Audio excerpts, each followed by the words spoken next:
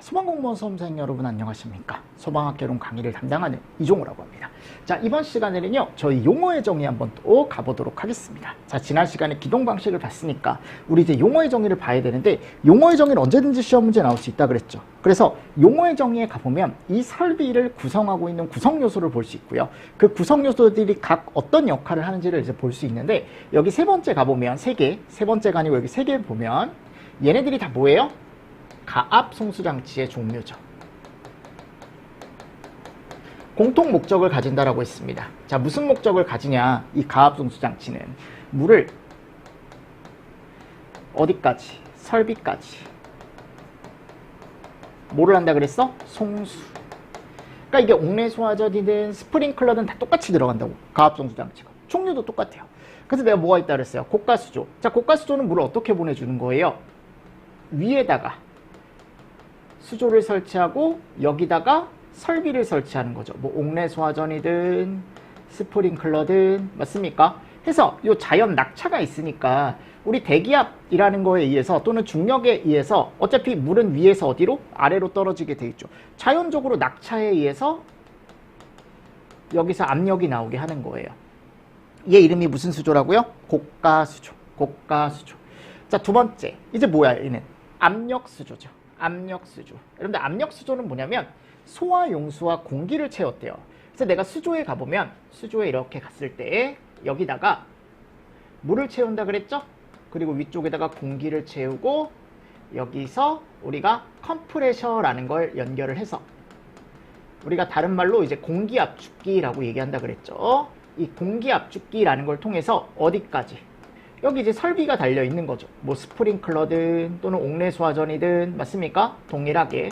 그러니까 결국은 불이 나면 이 공기가 충전이 되면서 공기가 밀어 내려오면서 물이 설비까지 나가주는 거죠. 그래서 용수와 공기를 채웠다.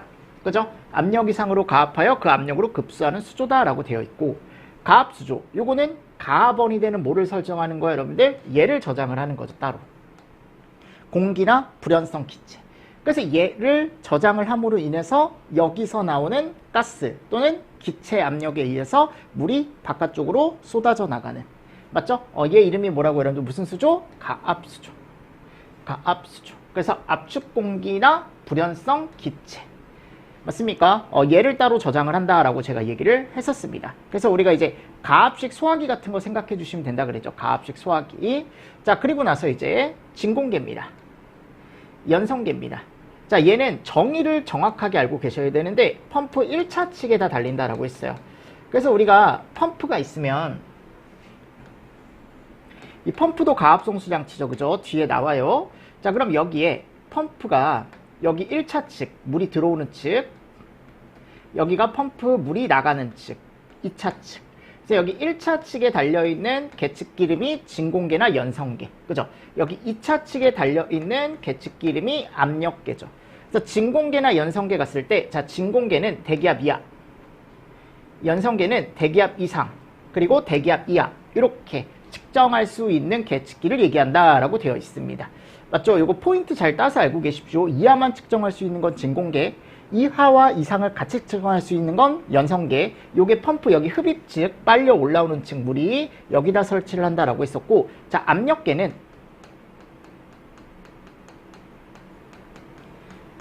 펌프 몇 차 측? 2차 측. 여기에 설치하는 거. 그죠? 얘는 대기압 이상만 측정할 수 있죠.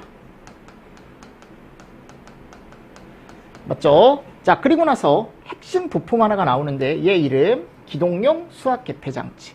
즉 2차 측의 압력이 변동된 걸 검지를 해서 뭐를 기동시켜주는 애예요? 펌프. 그죠? 그래서 펌프를 기동과 정지를 시켜준다라고 되어 있습니다. 그래서 소화설비 내 배관에 압력 변동을 검지를 해서 맞습니까? 얘를 이제 자동으로 기동시켜주고 정지시켜주는 역할을 한다.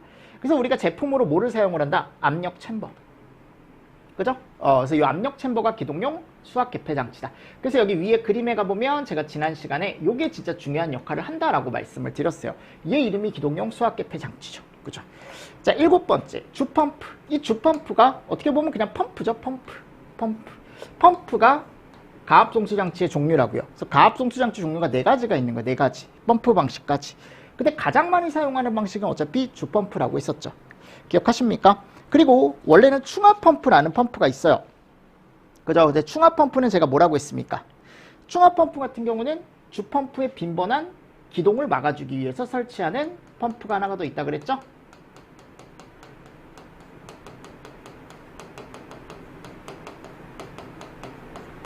얘를 방지하기 위해 설치한다. 그죠? 그러니까 너무 많이 얘가 돌지 않게 어떻게 보면 얘를 이제 설치를 하는데, 자, 얘 이름이 뭐다? 충압 펌프 맞습니까? 주펌프가 너무 이제 빈번하게 돌게 되면 펌프의 성능이 죽어버리니까 주펌프는 언제만 도는 거예요?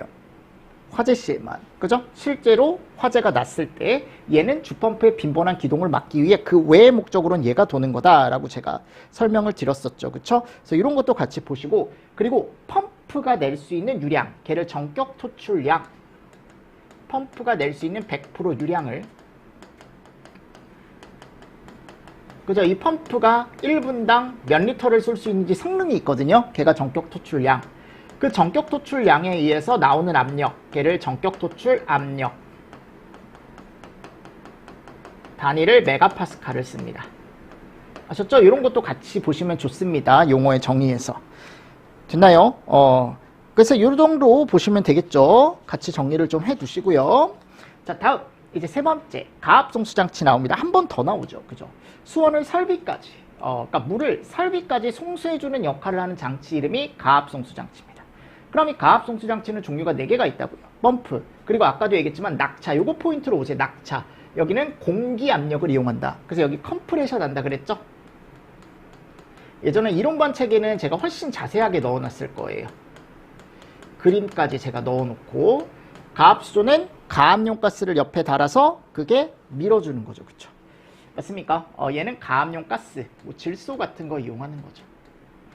맞습니까? 요거 되게 중요합니다. 가압송수장치는. 그래서 같이 정리를 좀 해주시면서 넘어가 주시면 되겠죠.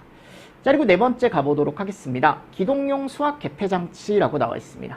그럼 이 기동용 수압 개폐 장치는 종류가 압력 챔버가 있고 기동용 압력 스위치가 있네요. 맞습니까? 여기 보이십니까? 그러면 압력 챔버는 우리 말 그대로, 여러분들 압력 챔버, 아까 기동용 수압 개폐 장치라 그랬죠.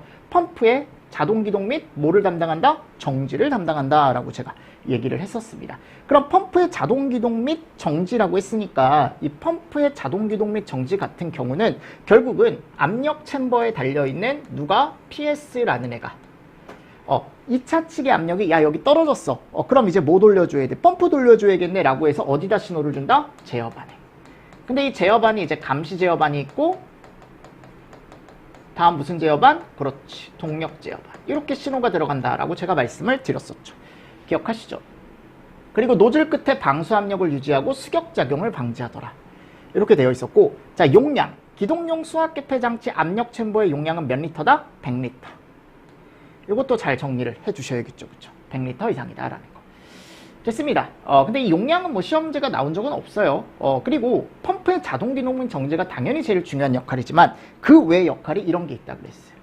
압력도 제대로 나오게 해주고, 그리고 이 압력 챔버 안에 가보면 공기가 있다고, 여기에 공기층. 그래서 이 공기에 의한 물의 급격한 압력 변화를 만일 얘가 급격한 압력 변화가 있을 때 물에 의한 충격이 있을 수 있거든요. 그 충격을 이 공기층이 약간 먹어준다라고 했습니다.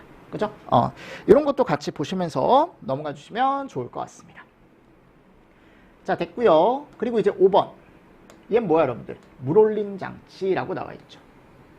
그럼 이 물올림 장치는 목적을 보십시오. 흡입 측 배관에 항시 물을 채워두기 위해 설치한대요. 그러니까 우리가 이제 보통 얘기했을 때 여기에 펌프가 이렇게 있으면, 맞나요? 여기가 몇 차측 배관이에요? 1차측 배관이죠. 맞나요? 그럼 여기에 이제 물올림 수조라는 걸 설치를 하는 거예요. 맞습니까? 그럼 이 물올림 수조, 물올림 장치는 낙차에 의해 어디에? 여기에 저절로 물을 채울 수 있다 그랬죠. 근데 여기에 채우는 게 아니고 결국은 여기에 채우는 거죠. 1차측. 그래서 이 흡입측 배관이 비어있으면 안 되는 이유가, 비어있으면 얘가 발생할 수 있다고. 흡입 측 배관에서 대표적으로 발생할 수 있는 이상현상 중에 하나가 공동현상이었죠. 그죠? 그럼 이 공동현상이 발생하면 결국 그 설비 자체도 손실도 너무 커지고 좋을 게 하나도 없다 그랬죠. 그죠? 그리고 펌프도 고장날 수 있고. 그래서 얘 같은 경우는 이제 이렇게 얘기하는데 이 안에 유효 수량이 100리터 이상이래요. 이런 것들 하나 보시고, 그리고 제가 요거 포인트로 잘 보셔야 되는 게 수원의 수위가 펌프보다 낮은 위치에 있을 때, 우리가 얘를 흡입시킬 때, 즉 이렇게 빨아 올릴 때만 얘를 설치한다. 근데 반대도 있죠. 반대는 뭐냐면 펌프가 이렇게 있는데 수조가 이렇게 있는데 펌프가 얘보다 아래에 있는 거야. 이렇게. 그럼 여기는 여기가 1차 측이 되는 거거든요. 근데 이 1차 측은 빨아 올리는 구조가 아니고 어떻게 해? 내리는 구조죠. 그죠? 압력이 펌프한테 찍어 내리는 구조. 중력에 의해, 낙차에 의해. 맞습니까? 그래서 얘를 우리가 뭐라고 한다? 압입식. 그럼 얘는 여기 1차 측이 비어있을 가능성이 없다고요. 왜냐면 초절로 여기에 물은 채워질 거니까. 그러니까 이걸 물올림 장치를 설치할 필요가 없다. 그래서 이렇게 빨아 올리는 구조일 때만, 무슨 식일 때만? 흡입식일 때만. 즉 말로 표현하면 펌프보다 수원이 아래에 있을 때, 수조가 아래에 있을 때만 설치하는 장치. 얘 이름이 뭐라고? 물올림 장치. 됐습니까? 오케이. 잘 정리를 해 주십시오. 요거 됐죠? 그래서 물올림 장치 같은 경우는 이렇게 정리를 좀 해주시고, 유효 수량 나와 있고, 그리고 급수관의 구경 15mm 이렇게 나와 있어요. 그리고 이런 것도 같이 좀 보시고요. 넘어가 주시면 되겠죠. 근데 15mm는 안 보셔도 되지 않을까?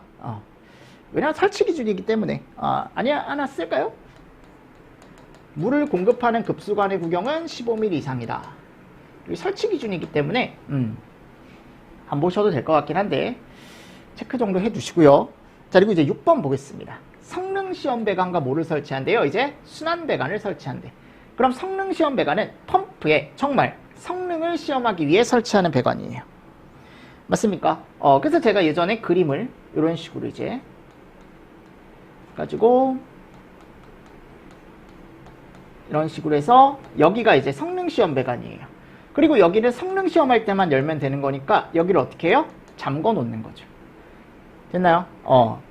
됐습니까? 자, 그래서 여기에서 이제 뒤에서 저희가 배우겠지만 최절운전이라던가 정격운전이라던가 최대운전이라던가 이런 시험을 해요. 펌프 쪽에. 아셨죠? 이렇게 3개 시험을 하니까 그런 것들은 나중에 뒤에 제가 넣어놨으니까 같이 한번 보시면 좋을 것 같고. 자, 이제 순환배관입니다. 순환배관은 가압송수장치의 최절운전 시. 자, 최절운전이라는 게 뭐냐? 제가 예전에 이제 설명드렸을 때 뭐라고 설명드렸었냐면 여기에 2차 측에도 개폐 밸브가 이렇게 있는데 맞나요? 여기 펌프가 이렇게 있다 그랬죠? 그럼 펌프가 자 원래는 여기 밸브가 열려 있어야 돼요. 여러분들 열려 있어야 여기에 소화전이 달려 있을 때 어디로 물이 나갈 수 있는 거예요? 얘가 열려 있어요? 소화전으로 물이 나갈 수 있는 거죠. 펌프가 물을 뿜었을 때. 맞습니까? 자, 근데 이게 닫혀 있어요. 오마이갓. 그러면 갈 데가 없는 거야, 물이. 맞죠? 이 상태가 보다 최절 상태. 좋을 게 하나도 없죠. 이렇게 최절 상태가 되게 되면 고압, 그죠? 고온, 물이 그렇게 올라가게 되면서 얘네들이 다 어떻게 돼? 고장이 나는 거야, 결국은. 맞잖아, 여러분들. 그래서 옆에다가 순환배관 하나 이렇게 설치한다 그랬어요. 순환배관. 맞나요? 그래서 순환배관을 설치해서 이쪽으로 물을 돌려주는 거죠. 그리고 여기에 최절 상태가 됐을 때 열릴 수 있는 밸브 하나를 설치하는데 그 밸브 이름이 뭐다? 릴리프 밸브다. 릴리프 밸브다. 그래서 순환배관 또는 릴리프 밸브의 목적은 뭐냐? 과압방지, 과압방지. 그죠? 그래서 최절운전 시 제가 뭐라 그랬어요? 수온이나 수압이 상승한다 그랬죠? 그럼 걔를 방지하기 위해서 우리는 체크 밸브와 펌프 사이, 체크 밸브와 펌프 사이에 맞나요? 여기에다가 뭐를 설치한다? 이렇게 릴리프 밸브라는 걸 설치한다 그랬어요. 얘 이름이 순환배관이다. 그죠? 그래서 이 최절압력 미만에서 개방된대. 이 최절압력이 얘가 낼 수 있는 전격 압력의 140%를 얘기합니다. 그러니까 여기 압력이 만일 얘가 1메가파스칼짜리 펌프다. 그럼 1메가파스칼의 압력을 낼 수 있는 펌프인데 1메가파스칼의 압력을 낼 수 있는 펌프임에도 불구하고 얘가 이렇게 올라가는 경우가 있겠죠. 1.4까지. 이런 뭔가 문제가 생긴 거야. 원래 얘는 1밖에 못 내는데 1.4까지 올라갔다? 이거 뭔가 문제가 생겼는데? 그죠? 그랬을 때 얘가 동작을 해서 뭐를 빼주는 거예요? 물도 빼주고, 맞습니까? 이런 식으로 압력도 빼주고 하는 거죠. 이게 상당히 중요한 역할을 한다고. 순환배관 릴리프 밸브가. 그죠? 그래서 이렇게 최절 상태일 때 나오면 대부분 얘다 같이 정리를 좀 해주시면 좋고요. 자, 7번에 가보면 뭐가 나옵니까? 이제 제어반이 나와요. 제어반. 자, 이 제어반은 감시 제어반과 동력 제어반으로 이루어져 있다라고 했습니다. 그죠? 그래서 내가 예를 들어 여기 가압송수 장치가 아니고 얘 이름이 기동용 수압개폐 장치의 PS가 압력 변동을 누구한테 신호를 준다고요? 제어반에 신호를 주는데 처음에 들어가는 신호가 들어가는 제어반 이름이 감시 제어반.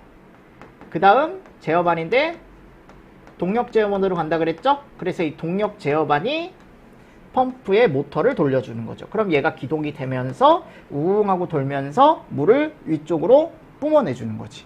맞나요? 그래서 이 순서 알고 계셔라라는 겁니다. 됐습니까? 네. 그래서 감시 제어반과 자, 동력 제어반 같은 경우는 감시 제어반은 뭐냐? 각 펌프가 제대로 돌아가는지 표시 등으로 음향 경보 알려줘야 된대. 이 감시 제어반. 얘예요, 얘. 아셨죠? 그리고 펌프를 자동이나 수동으로 작동시키거나 왜냐면 얘가 여기 물려 있으니까. 그리고 비상전원을 설치한 경우엔 전원이 제대로 들어오는지. 그리고 우리가 수조 같은 데 가보면 이런 애를 설치해요. 얘 이름이 뭐냐? 감수경보 장치예요. 그러니까 이 수조에 물이 떨어졌을 때 내가 원래 이 정도 차 있어야 되는데 물이 얼마 없을 때 얘도 제어반 쪽에 신호를 주거든요. 그럼 이 신호를 줬을 때 여러분들이 어떻게 해야 된다? 물을 채워줘야겠구나 라고 신호를 주는 거죠, 결국은. 그래서 요거 하나 잘 정리를 좀 해주시고 음향으로도 경보를 해줘야 된대요. 그리고 설비 회로에 도통시험과 작동시험. 여러분, 도통시험은 전기가 제대로 통하는지, 작동은 설비가 제대로 작동하는지, 도통은 뭐라고? 전기가 잘 통하는지 확인하는 거야. 그러니까 얘가 중요한 거죠, 얘가. 그리고 얘는 단순하게 얘를 돌려주는 역할을 하는 애예요. 아셨습니까? 그냥 펌프만 돌려주는, 펌프의 모터 동력을 어떻게 보면 돌려주는 애만 얘고, 얘는 이제 전체적인 시스템을 감시하는 애다라고 생각하시면 돼요. 됐죠? 그래서 감시 제어반과 동력 제어반 일단 나눠서 설치하는데 이걸 또 같이 설치하는 경우도 있어요. 근데 뭐 그렇게까지 보실 필요는 없겠죠, 우리가. 그래서 그런 경우도 있지만 일반적으로 이렇게 나눠서 설치한다라는 거 정도 알고 계시면 좋습니다. 됐죠, 여러분들? 자, 그리고 8번 보도록 하겠습니다. 자, 이제 뭐가 나와요? 수원양. 수원양은 뭐 나와주면 저는 충분히 맞출 수 있다라고 생각을 하거든요, 여러분들이. 자, 수원양은 이제 물을 얼마나 저장하느냐를 우리가 이제 구하는 건데, 옥내 소화전에 가보면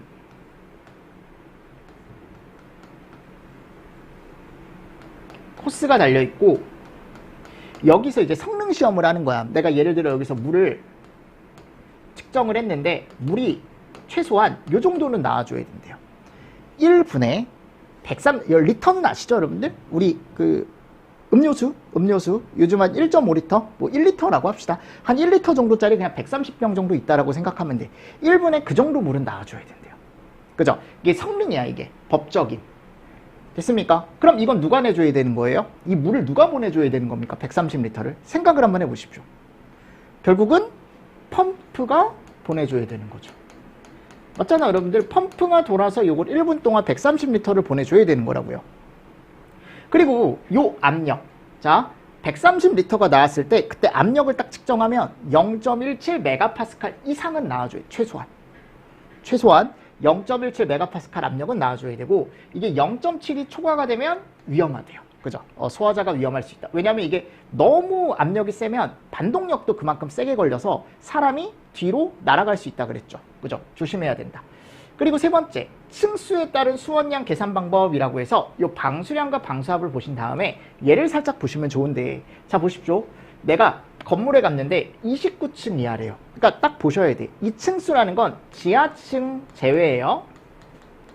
지하층을 제외한 층수가 29층 이하일 때 내가 만일 그 설비에 얘죠, 수원 저장량을 구하고 싶다. 그럼 얘가 누가 끌어다 쓰는 거야? 얘를 펌프가 끌어다 쓰는 거죠. 그래서 펌프가 어디다가 소화전에다가 이제 물을 보내주는 건데요. 맞죠, 여러분들? 그러면 이랬을 때 여기다가 내가 만일 130리터의 물만 저장을 한다라고 한번 생각을 한번 해봅시다. 그럼 130리터의 물을 저장을 한다면 법적인 방수량이 얘가 130리터/민이라 그랬죠. 그럼 얘는 몇 분 쏘고 물을 못 쏘는 거예요, 여러분들? 130리터 1분 안에 얘가 나가야 되니까 1분 쓰면 여기 소화 호스에서 물이 나와요, 안 나와요? 안 나오는 거야. 그러니까 여기다가 130리터만 저장하면 절대 안 된다라는 거죠. 최소한 누가 올 때까지, 소방대가 올 때까지는 여기다가 충분한 양을 저장을 해줘야 되는데 그 소방대가 올 때까지 시간을 우리가 20분이라고 얘기한다고요. 그래서 여기 뒤에다가 몇을 곱해요? 20분을 곱하는 거예요, 여기다가. 무슨 말씀인지 아시겠습니까? 그래서 20분을 곱하는 겁니다. 그럼 20분을 곱했을 때 물을 저장할 양이 나온다고요. 근데 제가 예전에 1m3승이라는 단위는 1000리터로 바꿀 수 있다라고 했거든요. 그럼 이 리터가 지금 나왔어요. 왜냐하면 130리터/미닛에 20분이니까.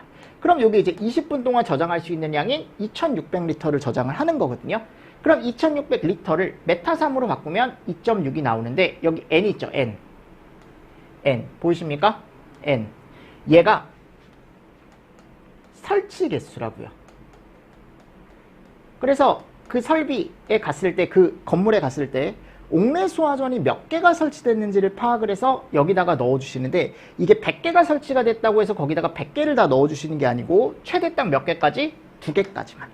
최대 2개까지만 넣을 수 있다고요. 무슨 말씀인지 아시겠습니까? 그래서 최대 2개까지 계산을 해서 5.2 뭐 이런 식으로 이제 나오는 거죠. 예를 들어. 됐죠? 1개가 설치됐으면 그냥 1개예요. 이해되시죠, 여러분들? 근데 이게 많이 설치가 됐다고 해서 그 많은 설치 개수를 다 넣어주는 게 아니고 최대 개수를 2개까지만 계산하시면 된다고. 됐습니까? 네, 요거 잘 정리를 좀 해주시면서 넘어가 주시면 좋겠죠. 자, 그리고 나서 이제 두 번째입니다. 이번에는 건물 층수가 이렇게 된대요. 49층이야. 아까는 29층 이하였고 지금 49층이야. 그럼 49층 이하를 우리가 이제 무슨 건물? 고층 건물이라고 얘기하는데요. 자, 이 고층 건물 같은 경우는 물을 조금 더 저장을 해줘야 되고, 그리고 최대 설치 개수, 이 설치 개수도 바뀌어요. 최대 몇 개까지? 5개까지. 자, 시간 몇 분? 40분으로 바뀐다 그랬죠, 그죠? 그래서 이런 식으로 이제 계산을 해주시는 거죠. 자, 근데 이제 더 높아진다? 그럼 60분으로 바뀌는 거야. 똑같아요, 앞에는. 그리고 여기 최대 개수가 또 5개로 바뀌는 거죠. 무슨 말씀인지 아시겠습니까? 그래서 혹시나 최근에 나온 적이 없지만 이제 수원량을 만일 물어보는 문제가 나온다? 그럼 여러분들 수원량을 물어보는 문제가 나오면 제일 처음 뭐를 보셔야 될까요? 층수를 먼저 보셔야 되는 거야. 아셨죠? 자, 층수를 보는데 제가 또 이제 말씀드릴게요. 예를 들어 30층짜리 건물이래요. 아셨죠? 자, 근데 1층부터 10층까지는 소화전이 3개씩 설치가 되어 있고 각 층에 뭐 이런 건물은 없지만 문제를 만들면 만들 수 있죠. 11층에서 30층까지는 예를 들어 4개까지 설치가 되어 있대요. 4개씩. 각 층마다 4개씩 옥내 소화전이 설치가 되어 있대요. 그럼 어떻게 하시냐면 여러분 이걸 다 더하는 게 아니야. 층마다 설치된 개수 중에 가장 많이 설치된 층의 개수를 가지고 오는 거야. 항상 n개수는. 무슨 말씀인지 아시겠습니까? 그러니까 이게 무슨 말이냐면 내가 예를 들어 층과 층 얘 둘은 일반적으로 얘가 돼 있다고요. 자, 무슨 구획? 방화 구획이 돼 있다고. 아셨습니까? 그럼 이렇게 방화 구획이 돼 있다라는 건 여기서 불이 나면 다음 축으로 불이 넘어가요? 못 넘어가요? 못 넘어간다라는 걸 의미합니다. 아셨습니까? 불이 다음 층으로 못 넘어가요. 기본적으로 그렇게 설계를 하는 거야. 무슨 말씀인지 아시겠죠? 그리고 옥내 소화전은 어차피 처음에 이제 불이 나게 되면 한 지점에서 불이 날 거예요. 그럼 소화전을 많이 써봤자 2곳에서 쓴다고? 2곳에서. 맞나요? 그러니까 이런 것들 같이 잘 정리를 좀 해주시라고. 2곳. 근데 이제 높아지면 조금 더 이제 많이 쓸 수 있는 어떻게 보면 요 5개까지를 주는 거죠. 기본적으로. 그래서 우리는 이 n개수를 산정할 때 건물 전체에 있는 옥내 소화전 개수를 전부 다 더해주시는 게 아니고, 그죠? 그러니까 문제에 나와 있는 개수 중에 가장 많이 설치된 층의 개수를 가지고 오면 된다고요. 그럼 지금 가장 많이 설치된 층이 어차피 4개니까 여기다가 그냥 4 넣어주면 되는 거야. 끝. 됐습니까? 네. 그래서 이런 것들 같이 보시라고요. 됐죠? 이거는 신경 쓰지 않으셔도 된다라는 거지, 내 말은. 됐습니다. 여기다 4를 넣는 거죠. 지금 30층짜리니까요. 뭐 이런 식으로 이제 계산을 해서 여러분들이 문제를 만들 수 있다. 근데 최근에는 수원양 구하는 문제가 거의 안 나왔죠. 한 번도 본 적 없습니다. 최근 문제에서는. 근데 옛날 문제 같은 데 가보면 가끔 있었어요. 자, 그리고 나서 이제 뒤에 가보면, 위에 가보면 옥상수조라는 게 나오죠. 자, 이 옥상수조는 내가 비상수원이라고 있습니다.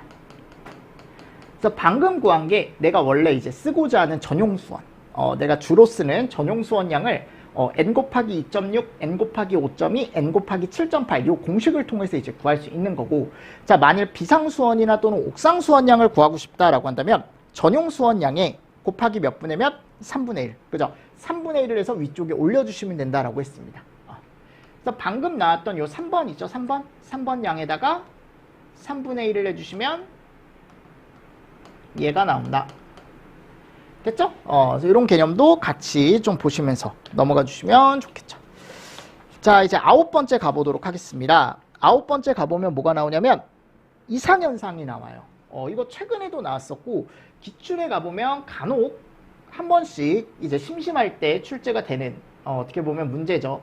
근데 지난번에는 수격작용이 나왔습니다. 그죠? 23년도 최근에. 그리고 17년도엔 공동현상이 나왔는데, 저는 이 공동현상이 제일 중요하다라고 생각을 하거든요. 맞나요? 그래서 이 공동현상 같은 경우는 일반적으로 토출 측보다는 어디? 펌프, 흡입 측, 배관에서. 그죠? 그러니까 이게 이제 무슨 말이냐면, 자, 여기 보십시오. 유체 중에 물 온도의 증기압보다 낮은 부분이 발생되면, 자, 물 온도의 증기압이래요. 근데 이거를 우리가 어차피 구할 수가 없어요. 이건 수치로 나와 있습니다. 그 온도에 해당하는 그 물의 증기압. 아셨죠? 그러니까 물이라는 건, 아니, 결국은 펌프가 이렇게 있으면 여기 흡입측에 이제 물이 계속 들어올 거 아니에요. 맞죠? 설비를 쓰고자 했을 때 물이 막 이렇게 올 거 아니야. 근데 이 물, 각각의 물에는 뭐가 존재한다고요? 증기압이라는 게 존재한다고. 근데 이거를 우리가 몇이다라고 알 수가 없다고요. 왜냐하면 그 설비 자체에 또는 그 순간에 어떤 온도라던가 또는 압력에 따라 이 물의 증기압이 다 달라진다라고 생각하시면 돼요. 근데 이 물의 증기압보다 만일 어떤 부분에 낮아지게 된다면, 그러니까 뭐가 낮아진다라는 거냐면 요 배관 안의 압력이, 배관압이, 즉 저압이 형성되는 거죠. 저압이. 어떤 이유에서든 너무 압력이 떨어지는 거죠. 그래서 그 압력이 떨어진 게 물속에 포함되어 있는 증기압보다 떨어지면 거기서 이제 그 액체가 뭐가 되기 시작하냐면 기체가 되기 시작합니다. 그래서 뭐가 발생한다라고 얘기하냐면 기체가 발생한다. 기체. 그러니까 그 기체가 뭐냐, 결국은 공기방울, 공동이야, 공동. 이게 중요한 거예요, 여러분들. 공기가 물과 분리가 된다. 그래서 뭐가 발생한다고요? 기포가 발생한다고. 자, 그래서 우리는 정리하실 게 딱 요거예요. 흡입측 배관에 압력이 떨어진다, 결국. 그러니까 이렇게 보셔도 돼. 압력이 떨어지는 현상. 그렇게 되면 어떻게 되냐면 여기에 기포가 발생한다고요. 또는 조금 더 정확하게 얘기하면 물의 증기압보다 배관 압력이 떨어지는 거예요. 그랬을 때 결국 마지막에 갔을 때 뭐가 발생하는 현상? 기포가 발생하는 현상을 얘기한다고. 맞죠? 그럼 이렇게 배관압이 떨어지는 이유가 뭘까, 과연? 결국은 이거밖에 없어. 배관에 이게 너무 커진 거예요. 정상적으로 손실이 없어야 되는데 이 손실이 너무 커진 거죠. 그러면 여기 손실이 커졌다라는 건 그만큼 뭐가 발생한다? 안 좋은 현상이 발생할 수 있다라는 거죠. 그 안 좋은 현상 중에 하나가 대표적인 게 무슨 현상? 공동현상 캐비테이션이라고. 맞나요?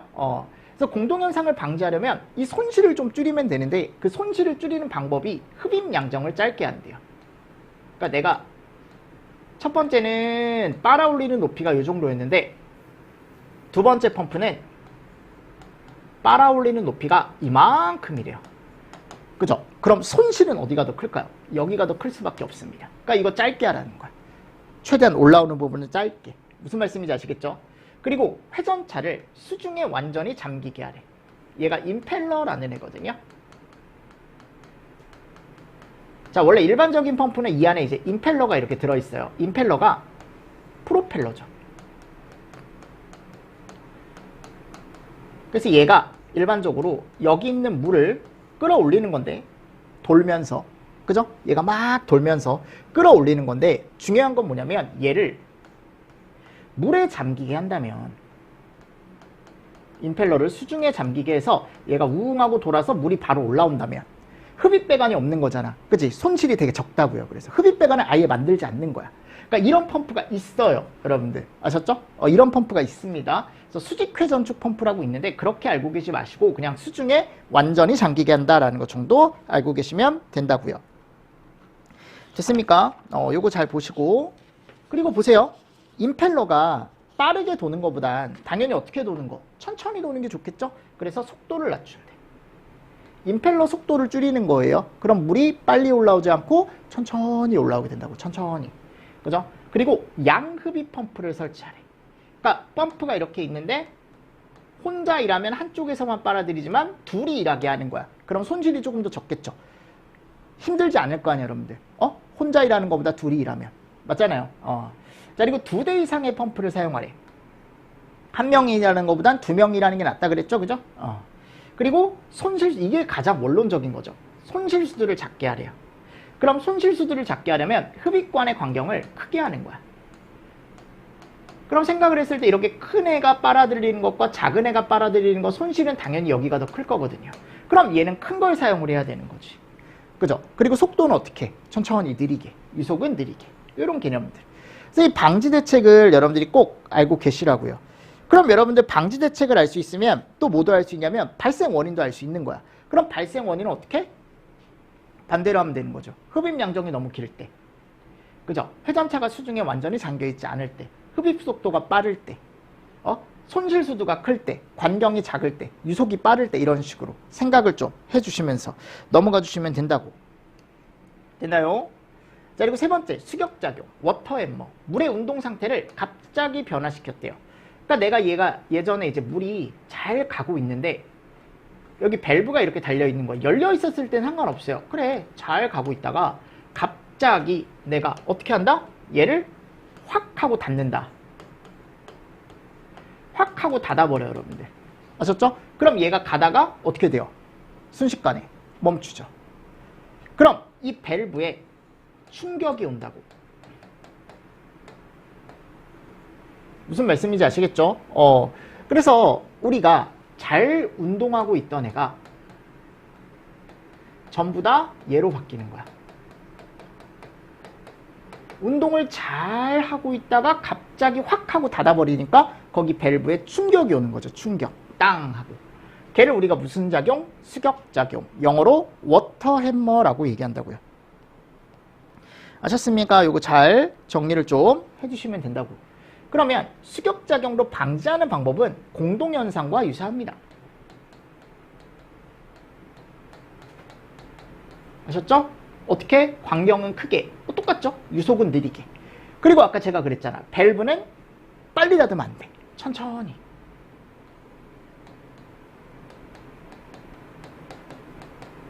느리게.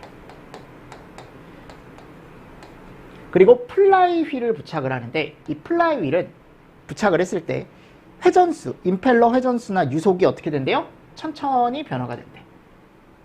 아셨죠? 자, 그리고 서지 탱크를 관 끝에 설치를 하고, 서지 탱크라는 걸, 그리고 수격 방지기를 설치를 하더라라고 되어 있습니다. 됐나요? 그래서 이런 것들 같이 좀 보십시오. 요건 이제 설비죠. 설비. 이런 설비를 설치를 하는 거야. 서지 탱크나 수격 방지기라는 걸 설치해서 수격 작용을 방지할 수 있더라라고 되어 있죠. 그래서 우리가 이제 관 끝 같은데, 내가 예를 들어 여기 펌프가 이렇게 있는데요. 여기 소화전이 이렇게 있을 거 아니에요. 소화전으로 나가는 건 상관이 없는데 물은 어차피 이쪽으로 나갈 거니까. 근데 여기 관 말단이 있거든요. 관 끝. 그러니까 여기는 물이 갔다가 다시 되돌아올 수밖에 없어요. 나갈 데가 없기 때문에. 그러면 이 끝을 계속 치겠죠, 얘가. 맞죠? 그럼 물에 의한 충격이 발생하겠죠? 그 물에 의한 충격을 약간 먹어주는 애. 이름이 뭐라고? 수격 방지기. 이런 것들도 같이 좀 보시면서 넘어가 주시면 되겠죠. 자, 그리고 이 5번째입니다. 맥동. 맥동. 자, 맥동은 뭐라 그랬어요? 요거라 그랬죠. 요거 꼭 알고 있어야 돼. 뭔진 꼭 알고 있어야 돼요. 진공계나 압력계 지침이 가만히 있지 않고 미친 듯이 흔들리는 거. 또 이제 유량도 변화하는 현상을 맥동이라고 얘기한다고.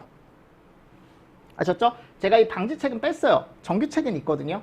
왜 뺐냐면 시험 문제가 나오기 좀 어려울 것 같아서 얘는. 근데 이제 혹시나 이제 보고 가실 분들, 정규책 안 사신 분들은 제가 적어 드릴게요. 유량 조절 밸브를 방지책입니다. 방지책. 읽어보고 가십시오. 유량 조절 밸브를 수조 전방에 설치한다. 후방이 아니고. 요거 하나 적어 두시고요. 아셨죠? 그리고 배관 내에 공기를 제거한다.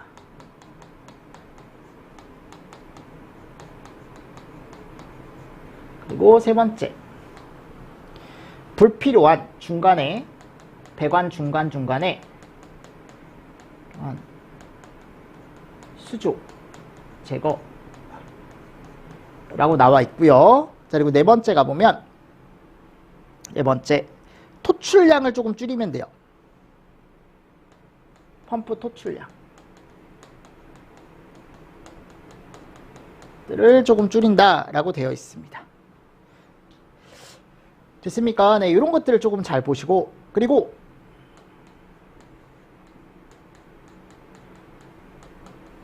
펌프 성능 시험 곡선을 이거 뒤에서 배워요. 제가 심화에 넣어놨거든요. 우상향으로 설치하지 말고 우하향으로 설치한다.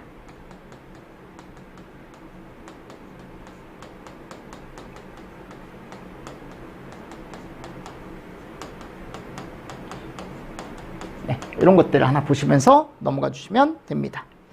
근데 결국은 중요한 건 공동현상이랑 수격입니다. 아셨죠? 중요한 건 그렇다라는 거 같이 좀 보시면서 넘어가 주시면 되고요.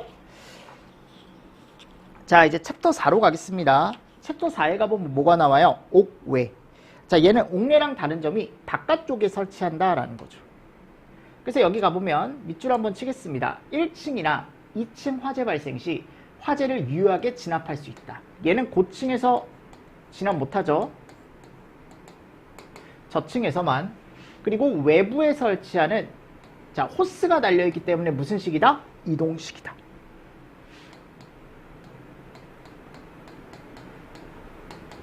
그리고 안쪽 화재도 끌 수 있지만 여기로 불이 퍼져나가는 인접 건물로부터의 연소 확대 방지도 할 수 있다 라고 되어 있죠.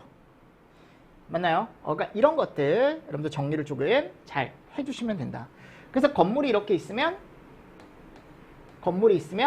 얘 바깥쪽에 설치한다 그랬죠. 여기다가 옥외 소화전을 설치를 하고, 그럼 이 옥외 소화전은 여기 불도 끌 수 있고 여기 불도 끌 수 있는 거죠.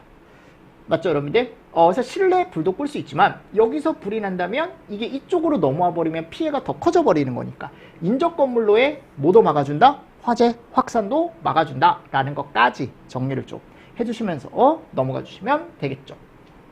됐습니다. 자, 그리고 요거 그림에 가보면, 도시기후에 가보면 요거 빼고는 나머지는 다 옥내 소화전하고 동일합니다.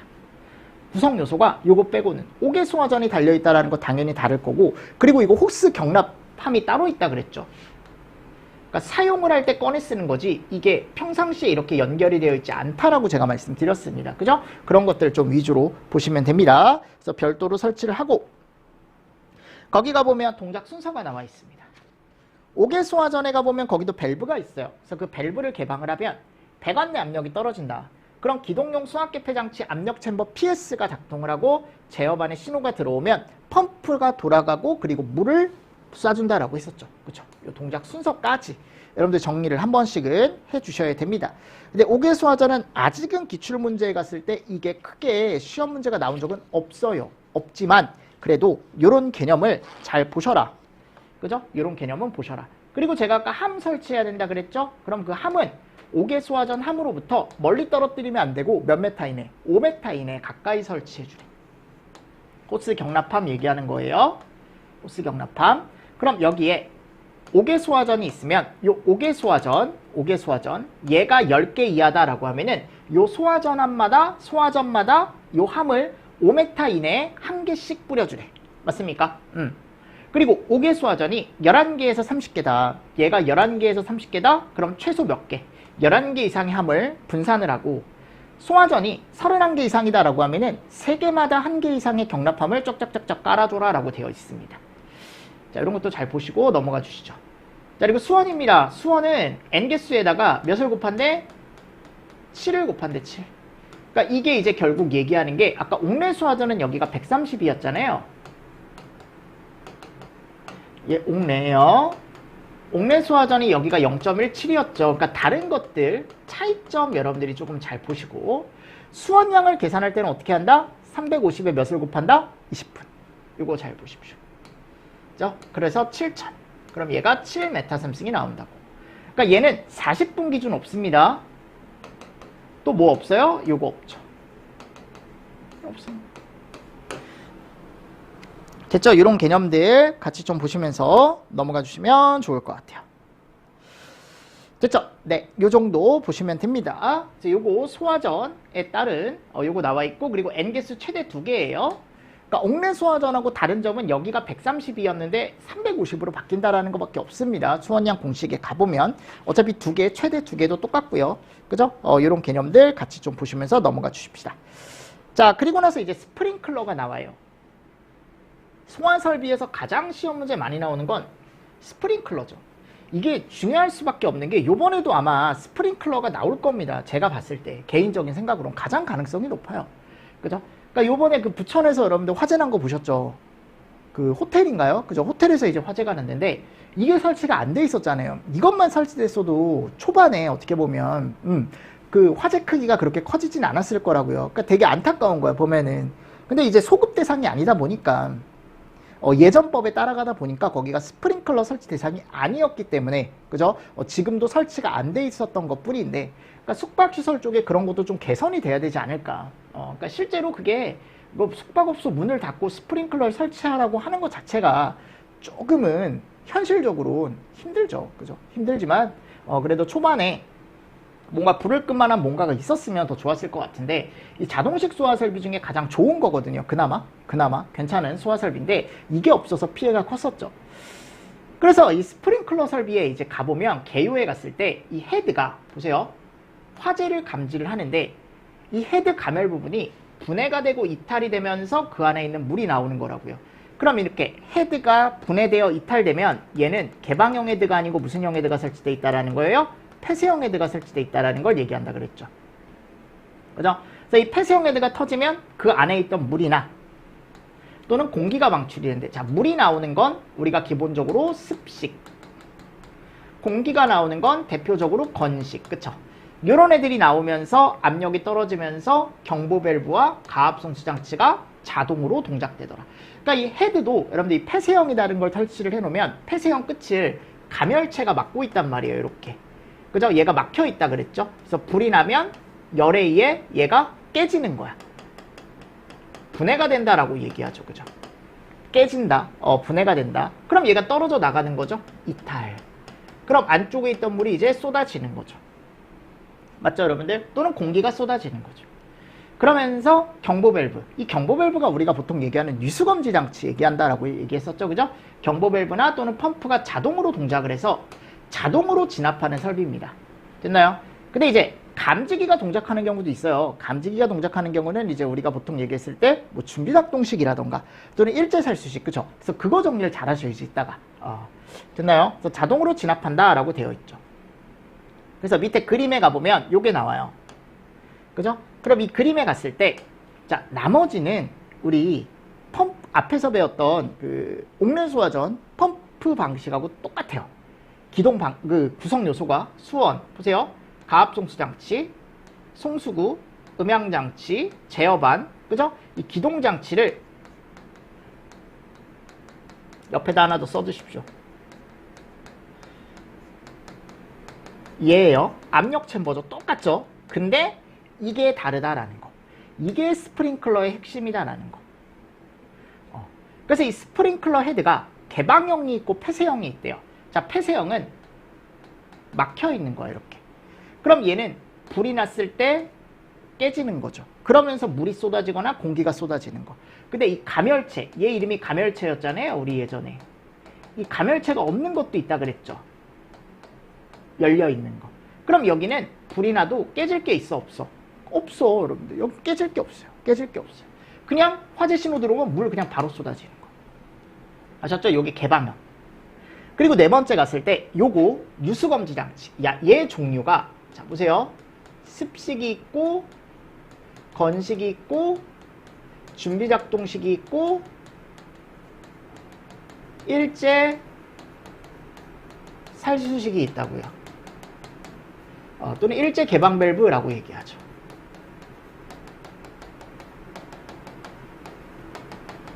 맞습니까? 그러니까 이런 개념들, 이거를 여러분들이 확실하게 정리를 해두셔야 돼. 그리고 동작 순서는 이따가 보시면 돼요. 습식이 뭐고 건식이 뭐고 이거 어떻게 돌아가는지는 제가 뒤에서 한 번 더 설명을 드릴 테니까. 그러니까 결국은 이게 지금 습식 그림이거든요. 여기 습식이라고 되어 있잖아요. 습식은 여기 물이 가득 차 있습니다. 전 배관 안에. 가득 차 있는 거죠. 가득 차 있다가 여기 화재가 나요. 그럼 얘가 깨지죠. 그럼 뭐가 쏟아져요? 물이 쏟아지죠. 자, 물이 쏟아지면요. 동작 순서 이따가 뒤에서 자세하게 본다 그랬어요. 얘가 동작을 하는 거죠. PS가 야 여기 압력 떨어졌네? 맞습니까? 펌프 돌려주는 거야. 그러니까 이런 개념을 일단 머릿속에 간단하게라도 가지고 가시라고요. 그럼 제가 뒤쪽에서 이제 스프링클러 설비의 구성과 특징에서 조금 더 자세하게 설명을 한번 드려보도록 하겠다고. 아셨습니까? 네. 그래서 어차피 나머지들은 옥내 수화전하고 동일하게 보면 됩니다. 자, 그리고 용어의 정의. 용어의 정의. 아까도 얘기했습니다. 일단 핵심 부품 중에 얘가 있기 때문에 요거를 정리를 하시라고. 개방형 헤드가 있고 뭐가 있다고요? 폐쇄형 헤드. 두 가지. 개방형 헤드는 가멸체가 없다. 폐쇄형 헤드는 가멸체가 있다.